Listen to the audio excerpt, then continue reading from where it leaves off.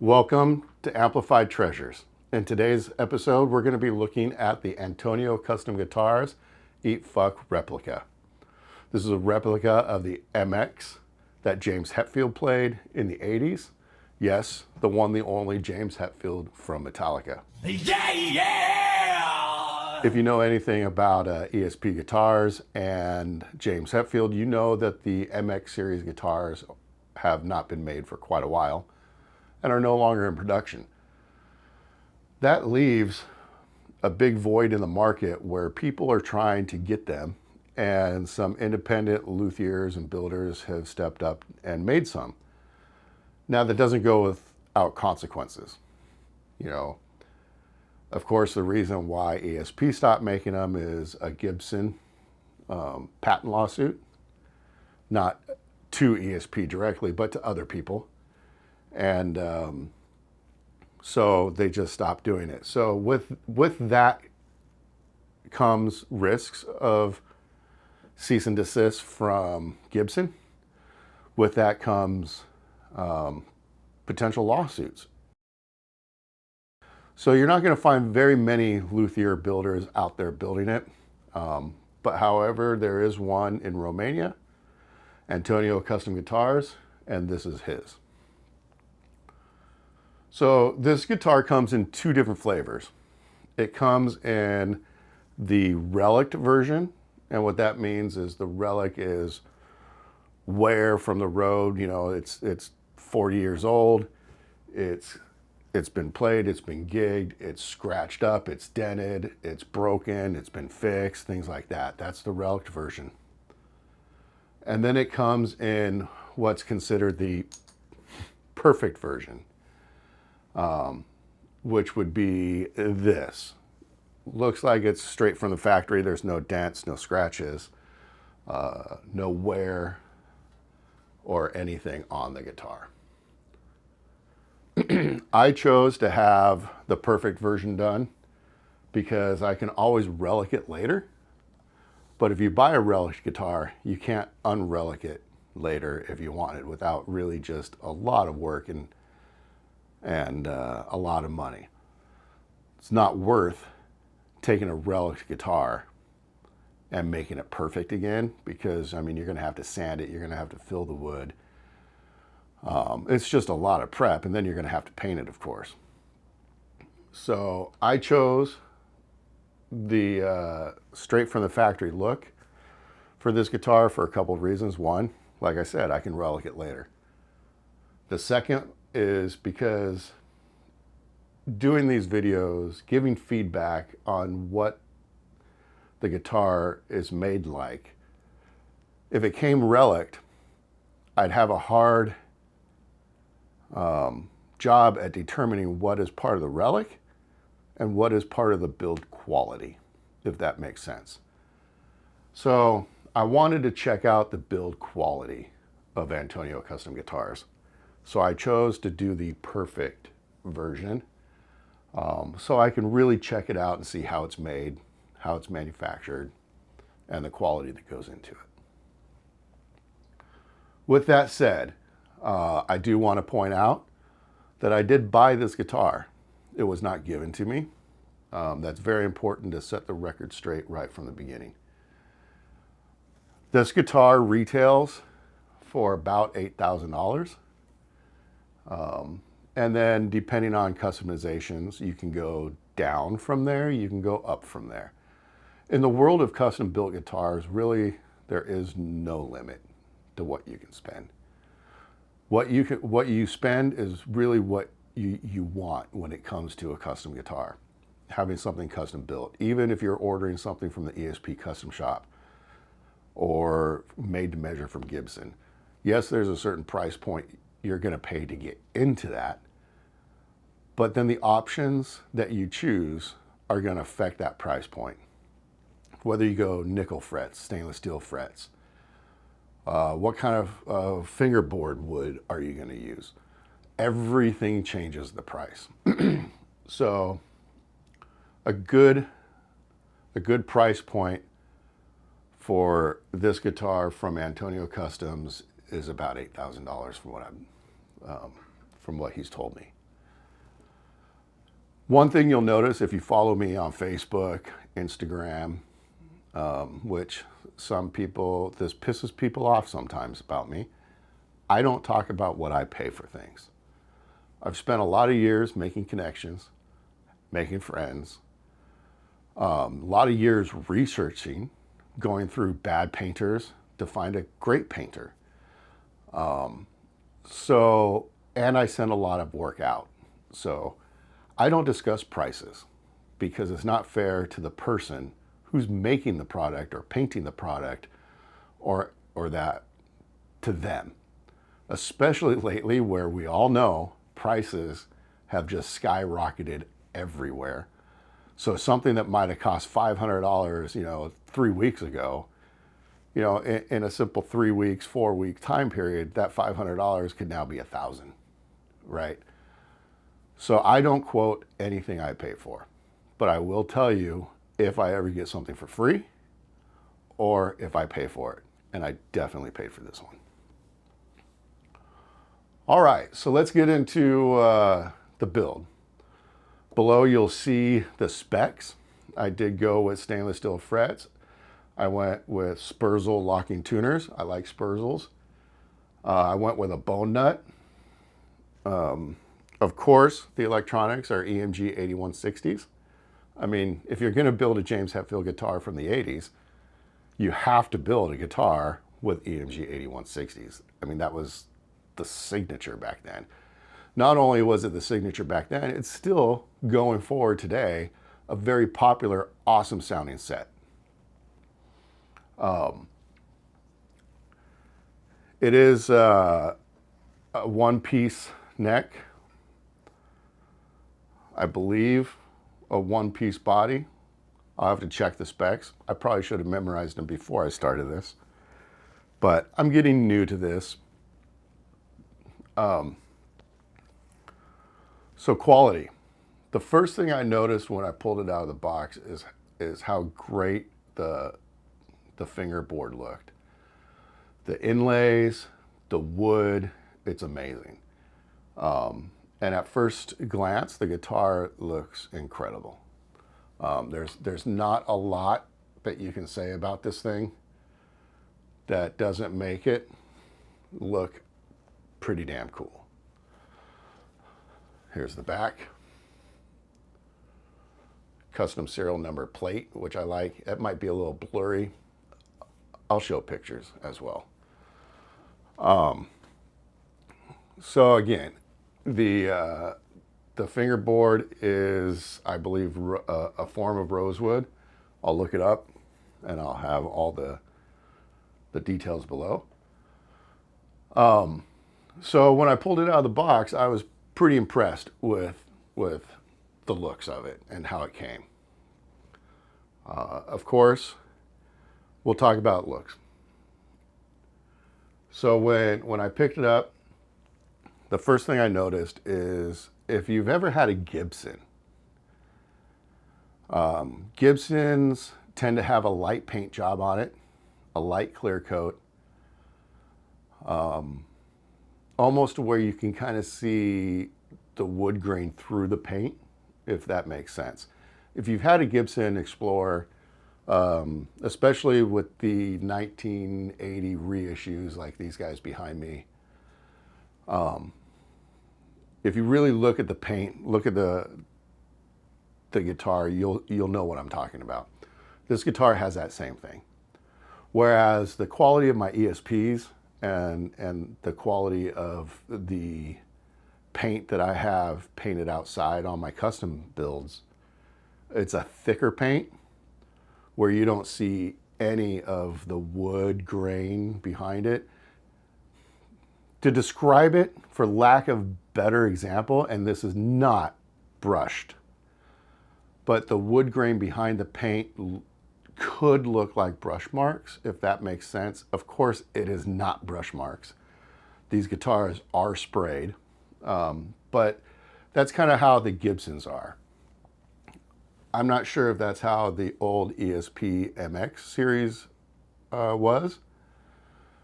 I'd have to get my hands on an original, 1980s one to see.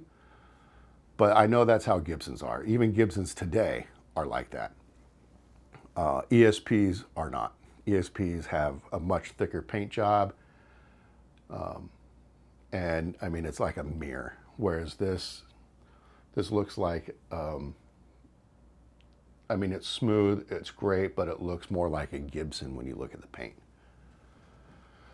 Which isn't a bad thing, but it's just something I noticed. The next thing I noticed is really how it's made, right? It feels really good. There's no neck dive on it. The weight is really good. This thing comes in about 9.1 pounds fully assembled. And it feels really good. The serial number plate I thought was a really awesome touch. I did pick out my own serial number, so that was really cool.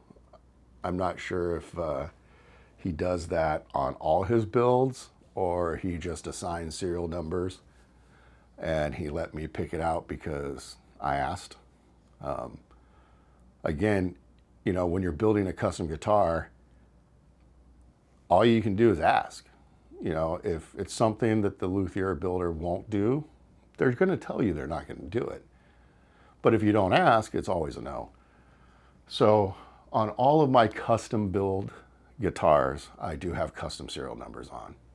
I haven't found a builder that I've worked with that won't do that.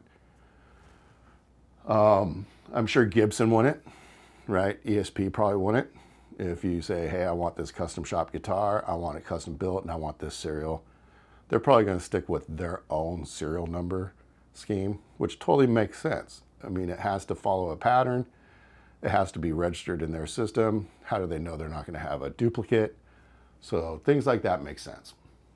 But when you're talking about a smaller builder, sometimes these things work out, and for me, they've worked out every time. So let's talk about the process of the build. What did it take to get the build going? It was really easy. It was some communication with him up front. It was deciding on what my max spend was, and then what can I get for that max spend? You know, what are my options in this range? And that's really one of the things you want to talk to a custom builder about, is say, you know what? I know these guitars can be $8, $10, $12, $15,000, you know. One, is it worth that much money to you? Second, is the quality going to be worth that much money? And third, what options are available for that money? You know, if you want to say, you know, I have a budget of $5,000, will that get me stainless steel frets on an ebony fretboard? You know, will that get me high-end electronics? You know, what kind of wood? You know, the wood that the actual body's made out of? All of that matters. So really, the first part of the conversation I had is, okay, I've decided I want this guitar. Here's my budget. What can we do with that budget? We did a lot with my budget. And throughout that entire process, he was very informative. You know, I'll show you pictures. He sent me a picture of 4 different fingerboard woods once I decided on the type I wanted. I went back and forth between like a rosewood and an ebony. I love the look of ebony fingerboards.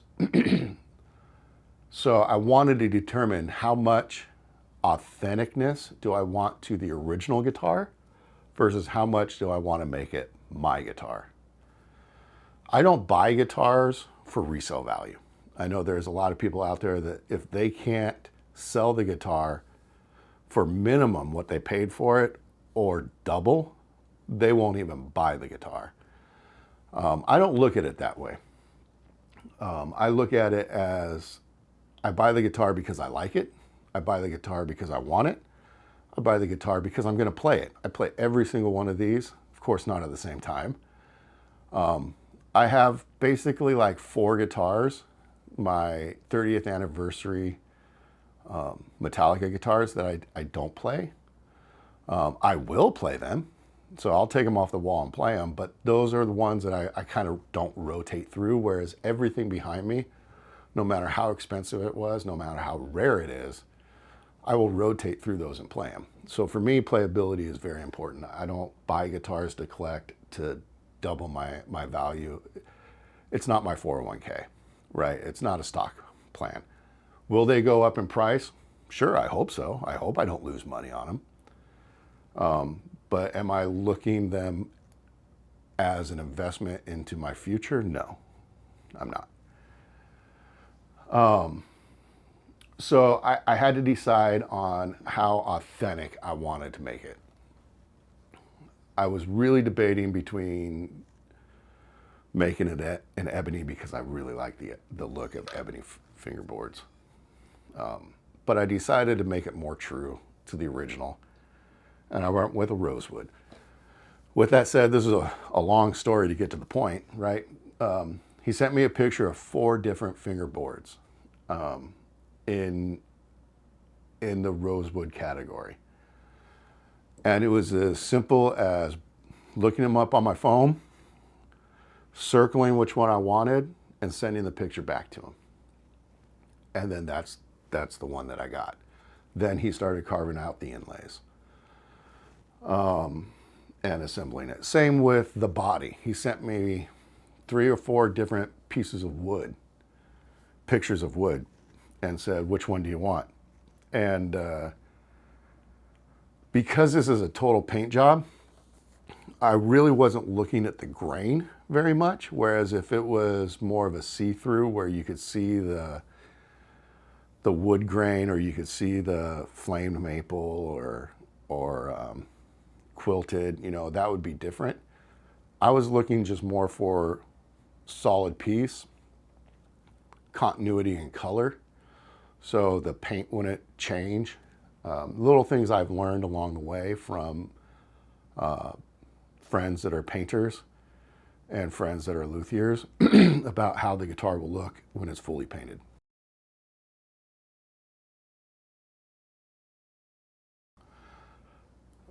So every step of the way, I got a lot of pictures. The communication was great. The pictures were great. I got to say, I have had other custom guitars built. It isn't anything that I wouldn't expect from a custom builder. Okay, I've gotten pictures along the way from every custom job I've done, whether it's with Antonio Custom Guitars or with other builders. It's very common to get that in the custom world. You know, if you order a made-to-measure from Gibson, if you order a custom shop from ESP, if you order an ESP USA, even a custom shop Jackson, you know, those are still being built by big manufacturers. So you're not going to get like build pictures along the way. You might get a picture in the case of it. You know, I know with some of my Gibsons, I've had that. But when you go with a private builder, private luthier, you get a lot more interaction with them. And that was very true with this. At no step of the process did I wonder where my guitar was, or did I wonder if the guitar is actually being built. I was part of the process the entire time, which was pretty cool.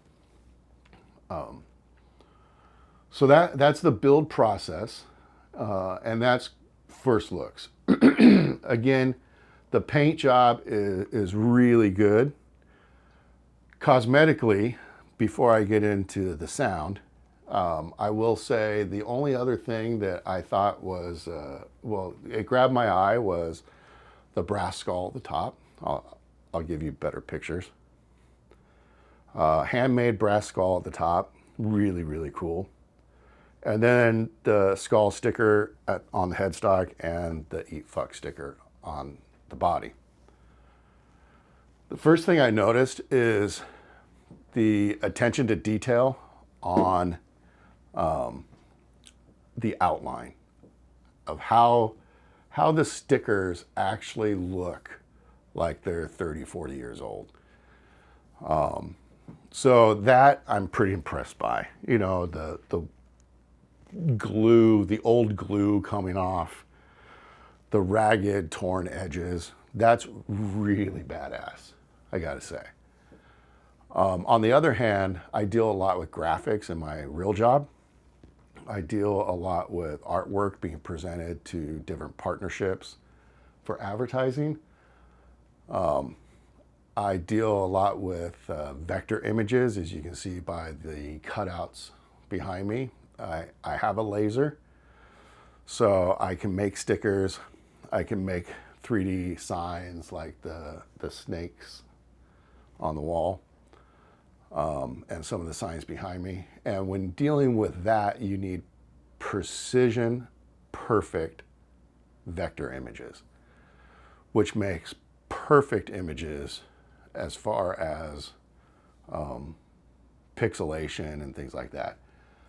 I can say there's a little pixelation in the stickers, but most people probably wouldn't even notice that.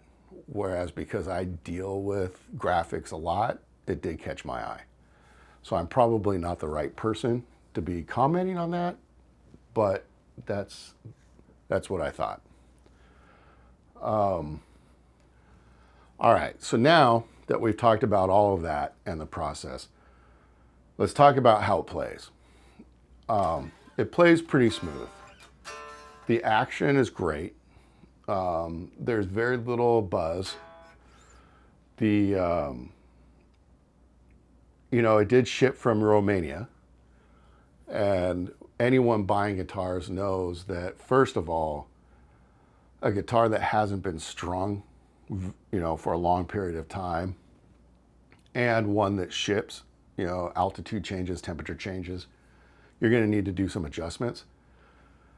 Funny story is the US changed its shipping laws during this time. So the guitar was actually returned to Romania and not brought into the United States because it had a 9-volt battery in it. And evidently you can't ship with batteries anymore. So he had to take the battery out, reship it to me. And I just supplied my own battery. You know, that's not an issue at all. I just thought it was a funny story because, you know, the changes to importing into the United States. So of course, with the altitude changes, the temperature changes, and being a brand new guitar, you know, you're already, you know, you're going to have to make some adjustments with the truss rod. You're going to have to change some intonation and things like that. When I pulled it out of the case, I tuned it up. I felt it really quick, and I went, wow, that's still pretty darn straight. Action is still pretty good. Intonation is really good. Tuned it up, you know, started playing. And it sounded great. I expected it to lose it, you know, a couple days of the correct tension, and it really didn't. So I still, to this day, I got this in February of 2025. It is now May of 2025. I still haven't had to adjust the neck at all. So that's pretty impressive. I do have to say that, you know, I've never had to adjust the neck on an ESP either.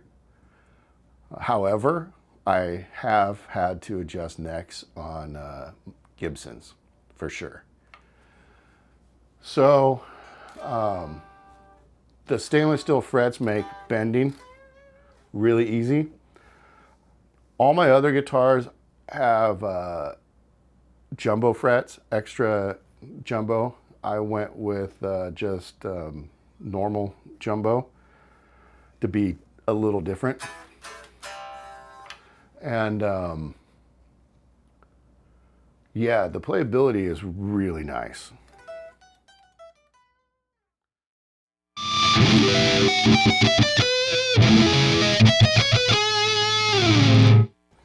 It sounds really good. It feels really good. A lot of the sound, of course, comes from the electronics, but paint, the density of wood, the type of wood, they all contribute to the tone and the sustain and things like that. So this guitar plays really well, sounds really well.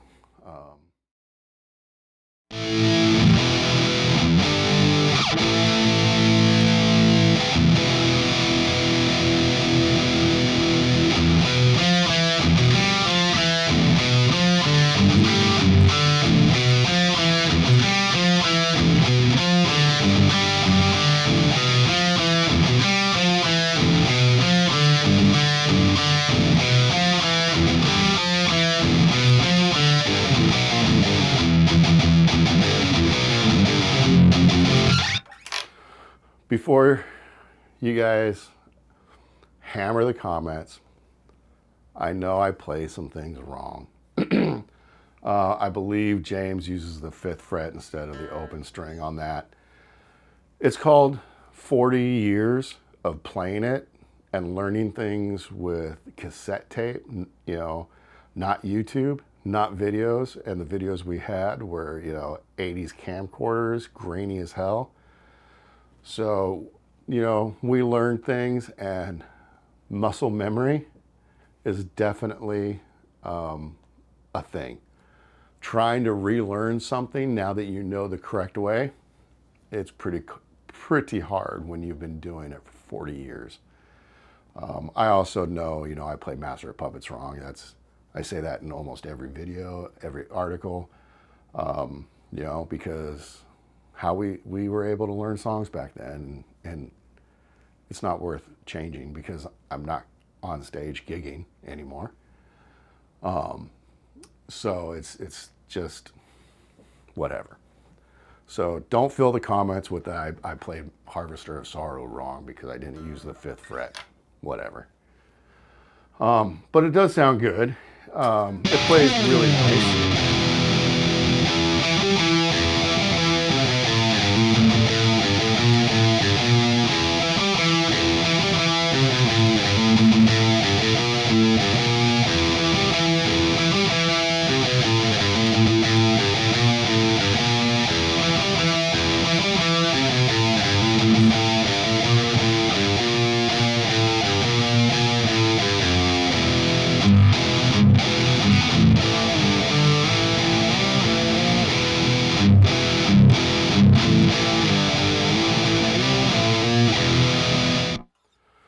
Sounds great. And all in all, it's definitely a guitar that I'm glad I have. It's a guitar that will stay in my collection. It's a guitar that I don't plan on selling, but like I say, I don't plan on selling any of my guitars. And you know, even if I were able to buy an ESP MX FUK guitar, I'd still keep this in the collection. The you know, Antonio Custom Guitars sells his own shapes, which to me is kind of a mix between an Explorer and a Snakebite. It looks pretty cool. I'd order another one. I'd order one of those probably. All in all, I'm happy. It's a great guitar. It's the price point was awesome. Like I said, the price point can be whatever you want it to be. You set a budget and you go for that. Retail is $8,000. You know, I've only paid $8,000 for, you know, 2 guitars in my life. So I don't know if I would spend the retail price, but that's what's great with custom builders is you can say, you know what, I know you have that $8,000 version, but my budget is X. Is that something that you're even can work with? You know, if you go to a custom builder and say, hey, my budget is $2,000, they're probably not going to help you. You know, that's probably not worth their money and their time because it takes a lot to build these things. But if you go to them and say, hey, I know, you know, you build guitars for $8,000 or $10,000, my budget is $4,000, $5,000, $6,000, you know, is that something you can work with? they'll be honest with you and they'll tell you, yeah, well, yeah, we can work with that, but you're definitely not getting stainless steel frets. You're definitely getting different quality of wood. And that's what makes the LTDs and the Epiphones different than the ESPs and the Gibsons, is the quality of wood, the quality of the parts to get you to that price point that you're comfortable with. So it's the same thing with custom builds. I'm happy with it. I definitely order another one. The communication process was great. The pictures were great. The guitar turned out great. I'm probably going to end up removing the sticker. Maybe run it without the sticker for a while. And then if I decide to put the sticker back on, maybe I'll put some real gaffer's tape and trace it myself, or, you know, stuff I've done on the More Beer and like the So What. But that's just me. I may end up relicing it later, which I've reliced a few guitars, and it's hard to take a knife or a Dremel to a guitar. But I gotta say, after the second one, third one, they get easier. So I may. If you have any questions, feel free to reach out to me. Reach out, I'll put Antonio's Custom Guitars information in the description as well. You can reach out to him. And I want to thank everyone for watching. Thank you, Antonio Custom Guitars. And please, I know I've always hated this part when it comes to videos, when I'm watching. It's usually at the beginning. I'm going to try to do something different and only do it every now and then, is, you know, please like and subscribe. I hated that part. But now that I'm on this end of the camera, I get it. So please like, subscribe, hit that little bell to be notified when there's a new video. I've got a lot of guitars behind me that I'm going to go in depth on. I want to thank Alex Lopez for doing that interview, and that kind of really sparked this. I got a lot of feedback from that, saying, you know, we want more information on each guitar. And Alex was instrumental in helping me, you know, get to this level. So I want to thank everyone, and please tune in next time. And everyone, just enjoy those guitars, man. Have fun. Play them.